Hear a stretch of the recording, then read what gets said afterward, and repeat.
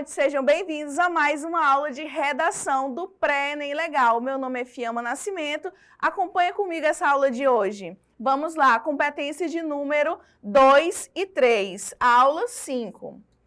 Competência de número 2, coloquei aqui um meme para vocês, eu depois de ler o tema da redação do Enem, fica estilo Nazaré, né? Vamos lá, o que diz a competência de número 2? O que ela exige do candidato? Compreensão da proposta de redação e aplicação de conceitos das várias áreas do conhecimento para o desenvolvimento do tema nos limites estruturais do texto dissertativo argumentativo. Avalia as habilidades integradas de leitura e de escrita do candidato. O tema constitui o núcleo das ideias sobre as quais a redação deve ser organizada e é caracterizada por ser uma delimitação de um assunto mais abrangente. Então, para resumir essa competência de número 2, o que ela vai exigir de você que está assistindo essa aula? Que você escreva um texto dissertativo, argumentativo e que você coloque ali, né, o seu repertório sociocultural, que ele seja pertinente, que ele seja produtivo, que ele seja legitimado. Então, essa competência de número 2 é isso que ela vai exigir de você. E é claro, né, que você vai ter que abordar sobre o tema a qual o Enem está exigindo de você, tá? Então, vamos continuar. E, afinal, o que é um texto dissertativo argumentativo? Coloquei aqui para vocês um breve conceito. O texto do tipo dissertativo argumentativo é aquele que se organiza na defesa de um ponto de vista sobre um determinado assunto. É fundamentado com argumentos a fim de influenciar a opinião do leitor, tentando convencê-lo de que a ideia defendida está correta. É preciso, portanto, expor e explicar as suas ideias, né? Então, tem aqui um esqueminha de como que é de fato avaliado. Como eu falei para vocês, as competências do Enem, cada competência, ela tem seus níveis, né? Que vai desde o 0 até 200 pontos. Então, nível 1, se você atingir o nível 1, você vai ter 40 pontos, nível 2, 80 pontos, 3 e assim por diante, né? Vai aumentando de 40 em 40. Então, agora nós vamos analisar a competência de número 2 de acordo com os níveis, tá bom? Vamos acompanhar comigo. Repertório. O repertório que você colocou no seu texto apresenta muita cópia dos textos motivadores? Então, se a resposta for sim, né, vou colocar aqui minha canetinha, se a resposta for sim, você vai ficar aqui no nível 2, né? Se tem muitas cópias dos textos motivadores, né, você vai ficar aqui no nível 2, ou seja, né, os seus 40 pontos, né? Se não é baseado nos textos motivadores, né, aí nós temos aqui, né, é baseado nos textos motivadores? Temos sim e não. Se for só baseado nos textos motivadores, você vai ficar aqui nesse nível, nível 3, e se não, nós vamos ter a seguinte indagação. Ele é legitimado, ou seja, você colocou lá, você escreveu seu texto, e aí você colocou um repertório. Como assim, professor, um repertório? Um dado estatístico, né, uma citação de alguém que tem autoria no assunto, né, ela tem argumento de autoridade no assunto, citou um jornal, uma revista, uma série. Então, isso que é o repertório, né? Esse repertório ele pode ser um repertório de cunho, vamos dizer assim, midiático, pode ser algo mais relacionado à literatura. Então, se você apresentar o seu repertório e ele for legitimado, ou seja, de fato, se eu pesquisar sobre ele, eu vou encontrar nessa fonte que você está me dizendo, né? Nós temos a seguinte pergunta: ele é legitimado? Se for sim, né, você fica aí nesse nível 3. Se for sim, ele fica aí no nível 3, né? E aí nós temos a seguinte pergunta, né? Ele é pertinente? Porque às vezes, o que pode acontecer? O candidato, ele pode colocar, né, um repertório sociocultural que é legitimado, ou seja, você vai procurar, vai ter uma fonte, vamos supor que você colocou lá um jornal, uma revista ou uma série, enfim, ele é legitimado, ou seja, ele existe, mas aí cabe uma pergunta, ele é pertinente para aquele tema? Né? Então, também é avaliado isso. Né? Se ele for pertinente ao tema, nós já vamos para outro nível, tá?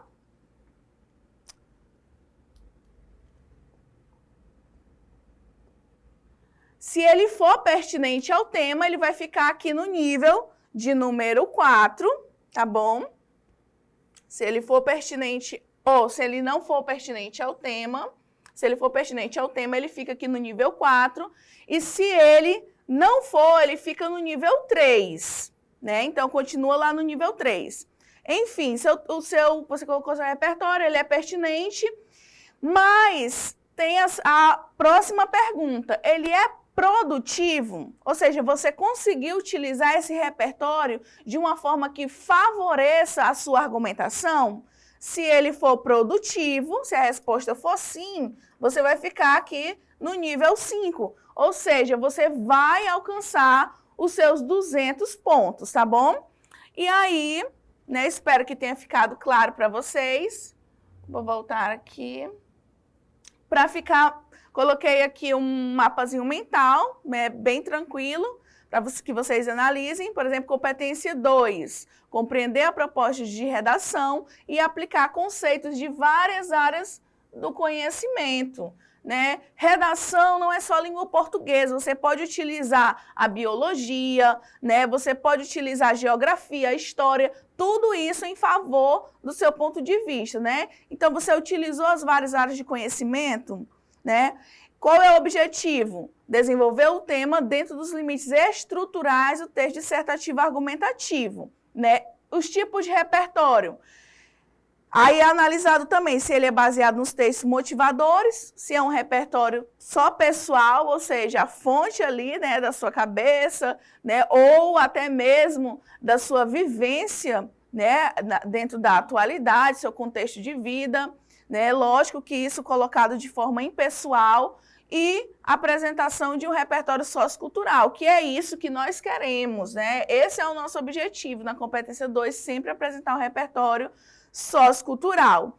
E aí, esse repertório sociocultural, qual foi a maneira? Ele foi superficial ou foi produtiva? Né? Então, o objetivo, compreensão do tema proposto, abordagem de outras áreas de conhecimento e obediência à estrutura da dissertativa argumentativa. Tá? Então, para resumir aqui, essa competência de número 2, nós temos que escrever um texto dissertativo argumentativo, apresentar um repertório sociocultural.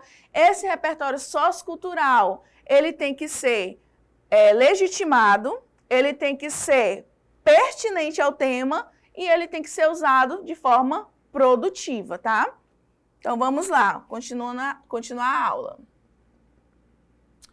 E aqui nós temos essa, vamos dizer assim, essa espécie de grade de correção. Nível 1, tangência ao tema. Tangência ao tema. Professor, eu ouvi muito falar sobre isso, mas eu não sei exatamente o que é. Então, fica comigo aqui nessa aula que eu vou já explicar.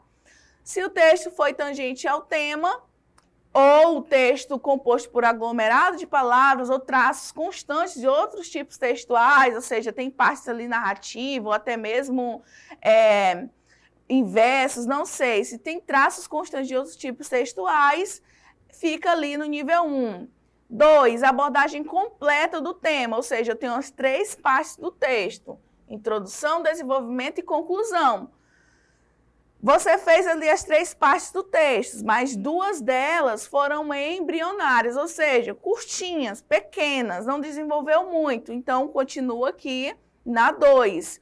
Ou, prestem bem atenção nisso, você pode escrever um texto maravilhoso, mas se lá na sua conclusão você não terminar o seu raciocínio, você fica aqui, ó, no nível 2, tá? E os textos que apresentam muitos trechos de cópia dos textos motivadores não devem ultrapassar, né, o nível 2. Nível 3, a maioria dos nossos estudantes, eles ficam aqui, né? Os candidatos, na verdade, de forma geral, ficam no nível 3. O que é o nível 3? Eu apresento a abordagem completa, as 3 partes do texto. Até trago o repertório baseado nos textos motivadores ou até mesmo um repertório não legitimado. Então, vamos dizer assim que é o mediano, né? 120 pontos.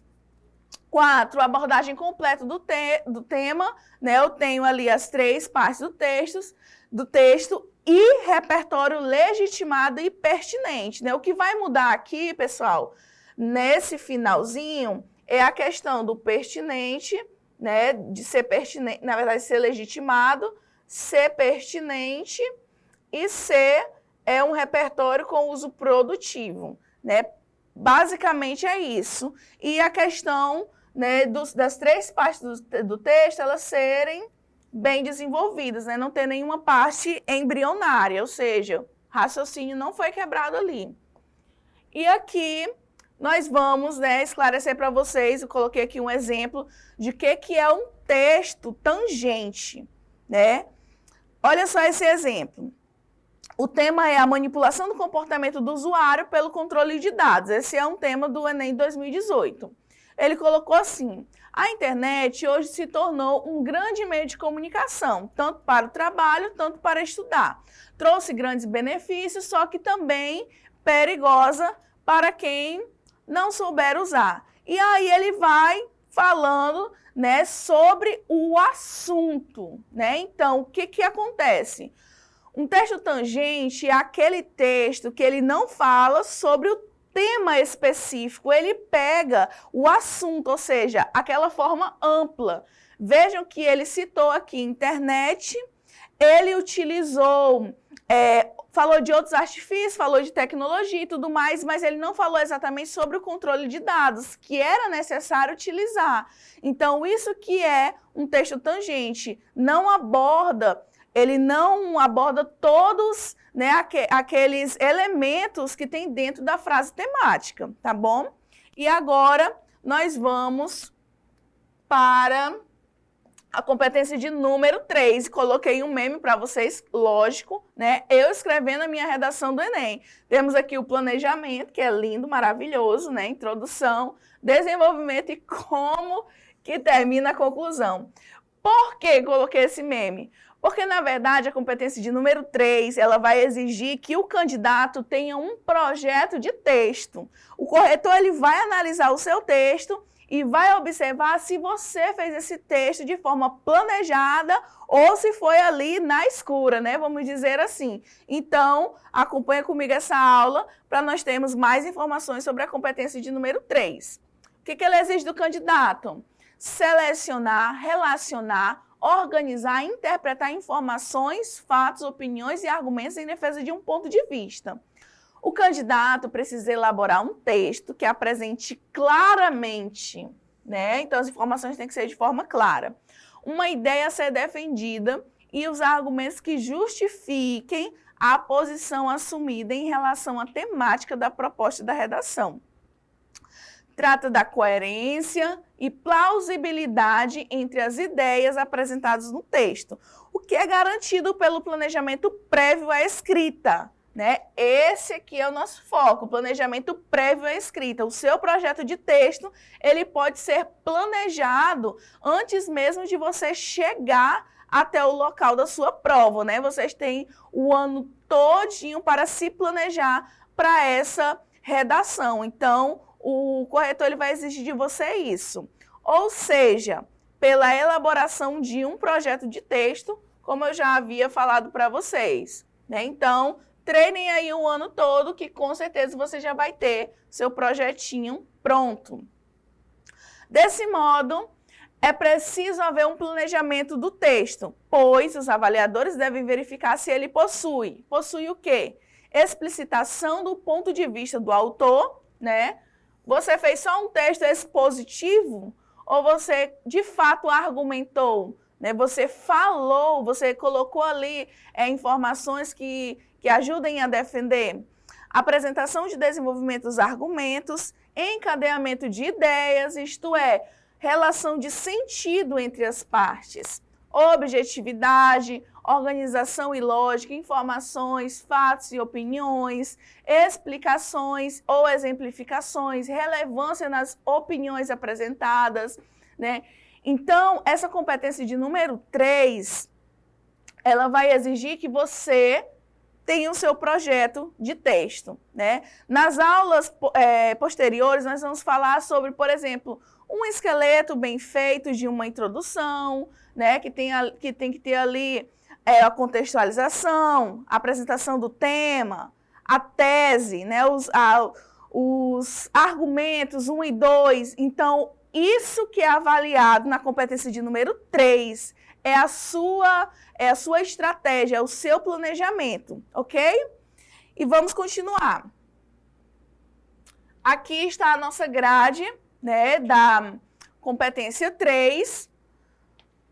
Nível 0 é um texto tangente ao tema e sem direção, ou seja, falou sobre o assunto e ali ele começou, fez uma introdução, depois fez um desenvolvimento que não faz nenhuma ligação entre as partes, entre os períodos, né? Então, fica ali no nível 0. No nível 1 é um texto tangente ao tema e com direção, ou então uma abordagem completa do tema, né, e sem direção. No texto 2, nós já temos aqui o projeto de texto, só que esse projeto de texto, ele apresenta muitas falhas, né? Então, ele fica aqui no nível 2. Quando o projeto de texto ele apresenta algumas falhas, ficam aqui no nível 3, né? Lógico que tem essas especificidades também, né?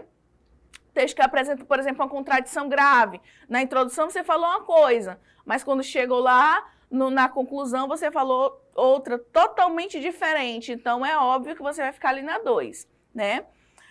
Na 4, projeto de texto com poucas falhas, né? E tem um desenvolvimento com maior parte das informações, fatos e opiniões. E a 5, né, é o projeto de texto estratégico, ou seja, todas as informações que estão ali, elas têm, né, um objetivo. E aqui, nessa competência de número 3, no nível 5, ela, vamos dizer assim, ela deixa margem para pequenos deslizes. Esses deslizes têm que ser pontuais. Então, assim, eu sempre falo que a competência de número 1 e a 3 são as mais difíceis de conseguir, né, alcançar os 200 pontos, mas é óbvio que não é impossível. Então, com treino, né, com técnica, com certeza você vai alcançar, né, o que você está esperando, né? Então, para isso, eu coloquei aqui algumas dicas legais, né, para auxiliar vocês nessa competência 1 e 2, tá? Que elas têm, vocês perceberam que elas têm uma relação entre elas, né? O que o texto precisa para ter uma linguagem dissertativa? Adequação. A redação deve obedecer à norma culta escrita, evitando repetições inexpressivas. Né? Aqui, quando eu falo repetições, eu não falo lá da competência 1, repetições de palavras, eu falo de repetições de ideias, tá? Gírias, vocabulários imprecisos, então isso não faz parte da linguagem dissertativa. Temos que ter clareza, né? Evitar ali ambiguidade, duplo sentido, concisão, ou seja, evitar redundância, prolixidade. O que é isso, professora? Seja claro no que você vai falar, não precisa você utilizar palavras difíceis, né? Palavras que não está, vamos dizer assim, no vocabulário de um texto dissertativo argumentativo. Não precisa você escrever com uma linguagem difícil para que você alcance a nota 1000 na redação do Enem, tá? Então, evite a prolixidade.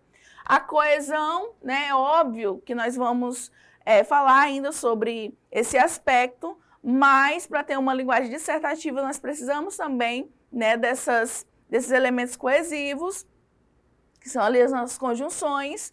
Expressividade, né, tenha convicção do que você está falando, passe segurança para o leitor.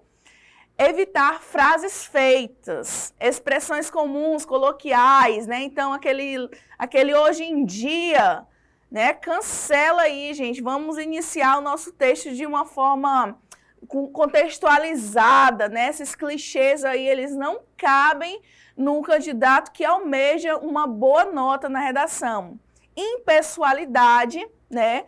O texto ele deve ser impessoal, né? Ou seja, eu não vou escrever ali um texto em primeira pessoa.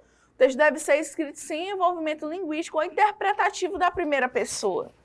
Pense o assunto como um problema de determinado grupo ou indivíduo e não como algo que ocorre com o seu grupo ou com você, tá? Então, não leve algo para pessoalidade, não leve o tema como se direcionasse em torno de você.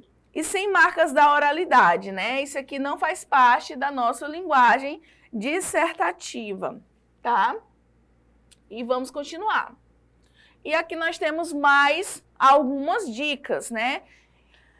Ah, professora, eu quero escrever meu texto dissertativo argumentativo. Vamos a essa dica de número 1. Evite construir um discurso na primeira pessoa do singular. Nós temos aqui, né, alguns exemplos. Olha só como fica essa frase, sendo de forma pessoal. Analisados os fatos, concluímos que... Por que, professora, que está pessoal? Primeira pessoa do plural, qual é? Nós. Nós concluímos. Então, tire essa pessoalidade. Como que eu escrevo? Analisados os fatos, é possível concluir que, ou então conclui-se que. Uma forma pessoal também de escrever é: acredito que o Brasil, acredito é o quê? Primeira pessoa do singular. Professora, então como que eu escrevo? É notável que o Brasil necessita... E continua o texto. Forma pessoal de escrever. Por meio de nossas ideias, olha só, nossas, novamente, primeira pessoa do plural. Professora, como que eu escrevo? Como eu tiro essa impessoalidade? Por meio de ideias, os indivíduos buscam demonstrar que, tá? Outra dica, oculte o agente, tá? Para neutralizar o discurso e deixá-lo mais objetivo, opte, sempre que possível, por ocultar o agente. Por exemplo, é preciso tomar decisões para coibir a criminalidade. Então, é importante, é preciso, é indispensável, é urgente. Isso aí eu oculto o agente, ou seja, a pessoa que está falando no discurso. Outra dica legal. Dica de número 3, uso gramatical do sujeito indeterminado. Isso aqui é muito bacana para vocês utilizarem aí no texto de vocês, tá? Por exemplo, aprende-se na escola a importância da leitura, né? Eu coloquei ali, coloquei o meu verbo como um sujeito indeterminado. Eu não sei quem é que está ali falando, eu não sei quem é o agente. Então, não quer que o leitor identifique com exatidão quem é o agente da ação, então basta fazer uso gramatical do sujeito indeterminado. É uma técnica, sim, infalível, viu, gente? Utilizem essa dica. Outra dica, dica de número 4, opte por um agente inanimado, né? Outra maneira eficiente para impessoalizar a linguagem do texto é optar por um agente inanimado. Tira o foco sobre alguém específico e direciona para um cargo ou um grupo de pessoas ou uma posição social. Dessa maneira, a responsabilidade em relação à ação será diluída. Então, aqui uns exemplos. A diretoria da empresa elegeu um novo coordenador executivo. As autoridades competentes devem garantir ao cidadão o direito de ir e vir, né? Então, eu coloquei ali, né? Eu impessoalizei a linguagem. Uso da voz passiva também pode ser utilizado. Na voz passiva, o sujeito da oração torna-se paciente, isso é, ele sofre a ação expressa pelo fato verbal. Eu vou colocar aqui alguns exemplos. Ó. As novas descobertas sobre a cura para o câncer foram realizadas em centros de estudo nos Estados Unidos, né? Foram realizadas. Está sendo comprovada a importância da escrita à mão no processo de aprendizado. Então, percebam que quando você coloca o verbo na voz passiva, de alguma forma você percebe essa impessoalização, tá? Outra dica é priorizar os verbos no presente do indicativo, né? Por quê? Porque traz uma ideia de atualidade, tá bom? Os verbos no presente do indicativo não priorizam o tempo verbal de forma que são aplicáveis em qualquer período ou época. Então, observe. Entretanto, deixa eu passar aqui, Entretanto, há aqueles que defendem uma educação integral e técnica, ainda que não muito explorada na atualidade. Então, percebam aqui, né, que defendem, ainda que não muito explorada na atualidade. Então, quando você utiliza esses verbos no presente, né, do indicativo, também traz uma questão, né, por mais que seja uma forma atemporal, ele também traz uma questão de que seu texto ele está tratando de uma informação mais atual, tá? Então, acredito que essas dicas possam te auxiliar nessas competências de número 2 e 3. Obrigada pela participação de todos e até a próxima.